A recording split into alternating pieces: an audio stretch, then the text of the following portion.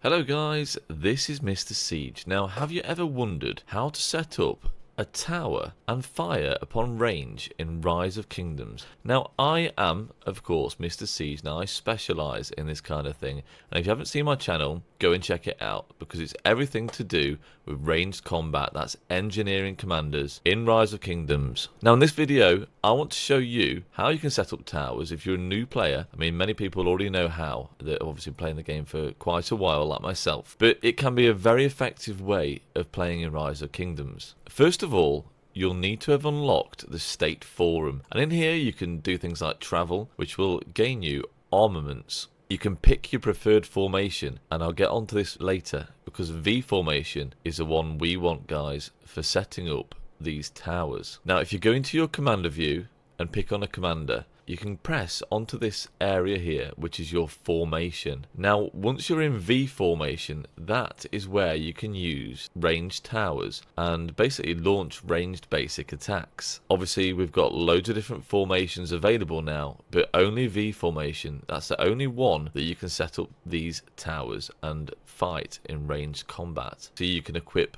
armaments with inscriptions like these over here. Now, the better inscriptions are usually the yellow ones, which are special inscriptions like this sharpshooter and drilled. And these inscriptions will do a lot more extra damage or damage reduction. Those are the great things to help your ranged march, or any other march actually in Rise of Kingdoms, but specifically ranged in this video. Now, only certain commanders can actually use their active skill in ranged mode, and those are engineering commanders. Now, obviously, I have every single engineering commander available, maxed in the game right now. Not many people have this, and these are the only ones that can use their active skills, which can do obviously a decent amount of damage at range. Once you've got V formation equipped, you can send your troops out, and you can either press this button here which sets up your tower, and you can reposition the tower wherever you want, and then press a tick. This will then start basically building your tower. It takes like 7 seconds to build and I think 8 seconds to take down. And once that tower is built, then you can actually start launching these arrows basically upon your enemies. Now, the enemy in this obviously fight is just a barbarian, but you can do this on the field against real life enemies, and it can be really good fun actually.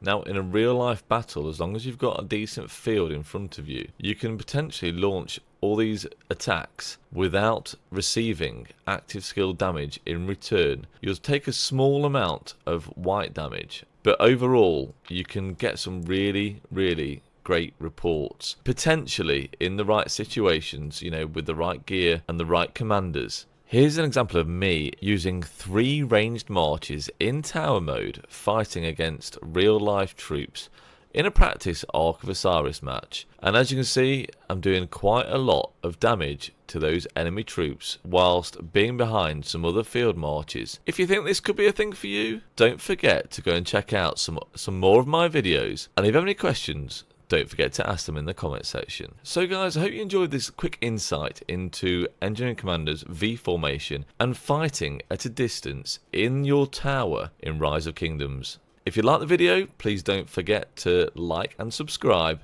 and check out some more of my recent videos on the best engineering commanders available in Rise of Kingdoms right now.